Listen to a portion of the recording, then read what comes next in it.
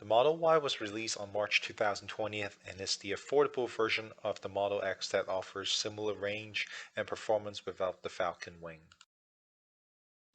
So let's find out if the Model X is still worth getting. Looking at the Tesla homepage and compare the price of the two, the most logical trim to compare would be the long-range option since the Model X no longer offers the standard range version, and the performance variant is much more expensive. The difference is about 32 grand.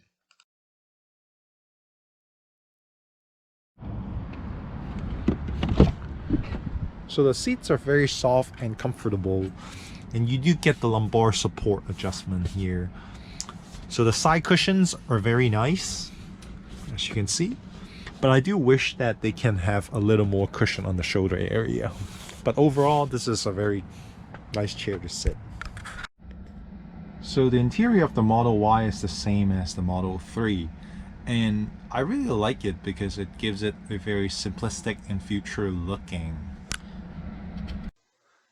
The new heat pump system that is only available on the Model Y is a nice add-on because it offers a more efficient cabin heating, which translates to more efficient winter driving, and more importantly, it heats up the air much faster than the Model X.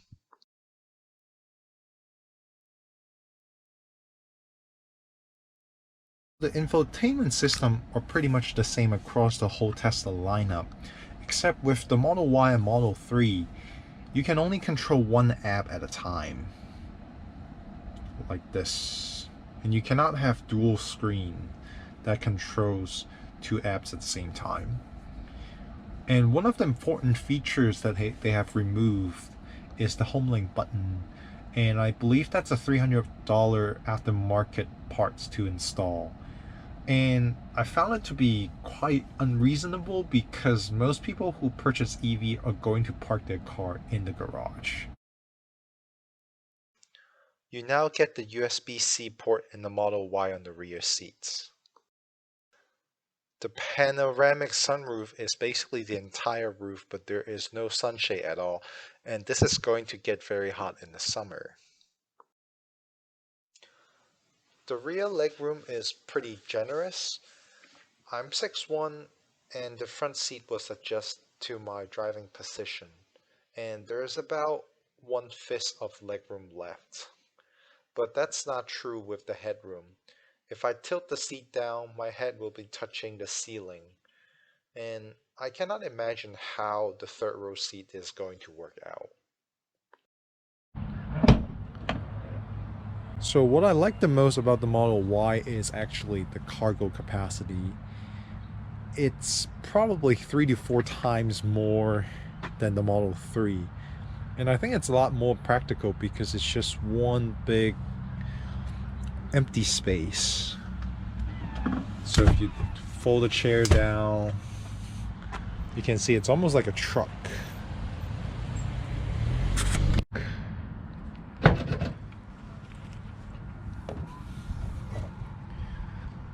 It's pretty big, but a little shallow.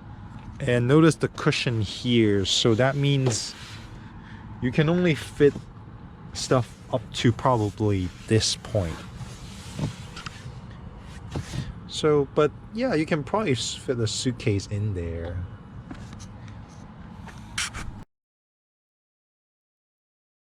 The Model X has automatic doors, and you can control them with the key fob here, like this. So let's do the trunk,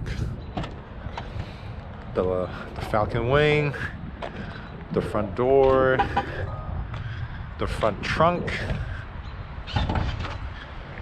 and the other door here,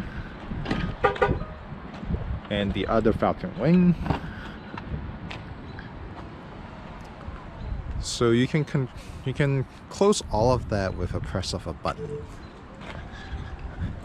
except the front trunk. That has to be done manually.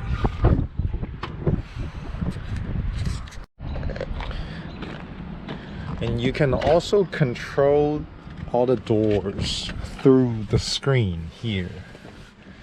It's got a...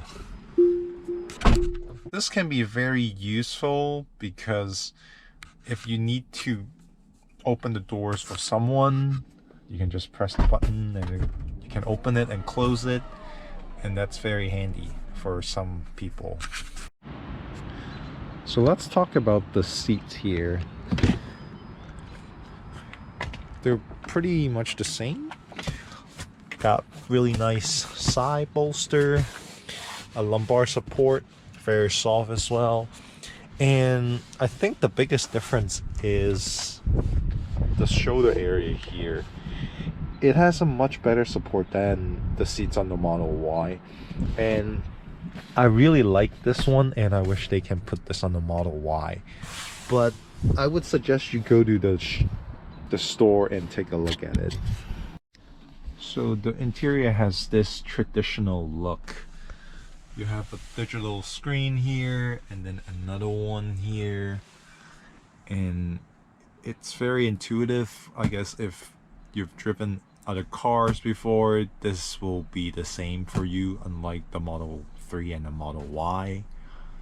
This screen lets you control multiple apps at the same time. So here's the map. You can look at the calendar, the music, change the energy, and all that. So it's a little more practical here. And also you can adjust the suspension, and you just have a little more control to it because of the extra functionality here.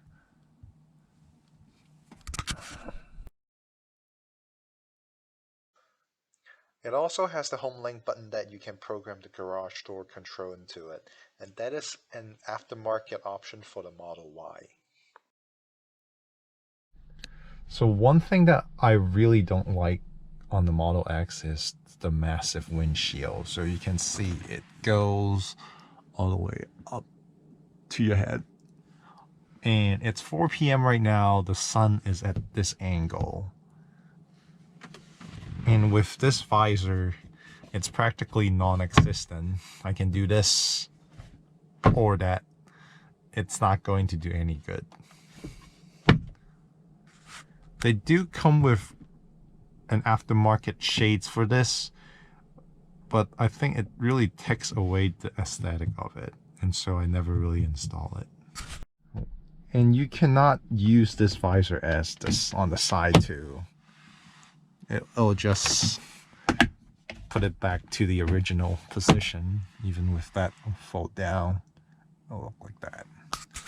This is the 6-seat configuration, and this has been very popular lately because you can easily access the third row seats. You can just walk in there like this.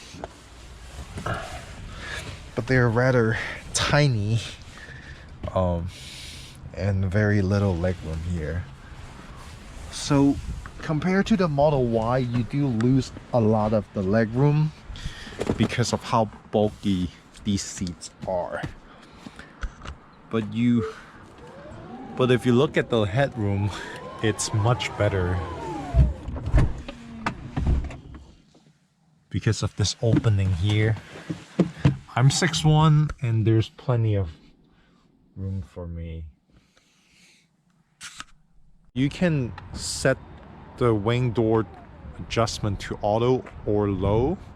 So right here, this is the low setting, and this can be useful when you're trying to shield your passenger from rain or snow. This can be like a shelter, kind of.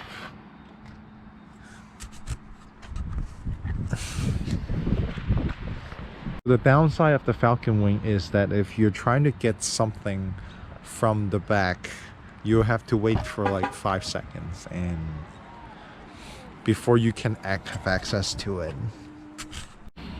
If you have the third row seats up, then you have very little cargo space here. There's an under compartment and it's pretty deep, but overall you're losing a lot of cargo space for the third row seats. There's no side compartment area, but if you fold the seats down,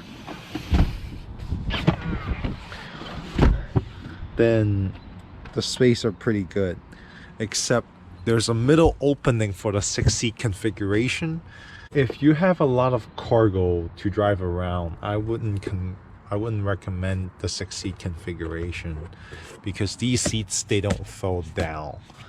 And this is this space is the entire trunk space that you will be working with. And so but you can still store like long items here. And but another problem is, let's say if you have groceries here, here, and here, they tend to slide down when you're driving. And so if you're going to be having a lot of cargo transport and stuff, the 5 seat might be the best option.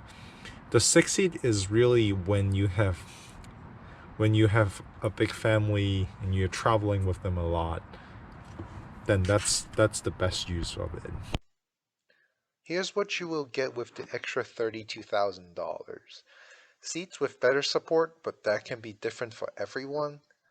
Automatic door slash Falcon Wing remote access. This is kind of like the automatic sliding door on the upper trim minivan. If you find them to be useful, then the Falcon Wing will also be useful to you. A bigger screen that lets you control 2 apps at the same time. A smart adaptive air suspension. A slightly larger trunk capacity and better performance and range. The winter driving range may be very close because of the heat pump system in the Model Y, but the Model X will have a higher driving range in the summer.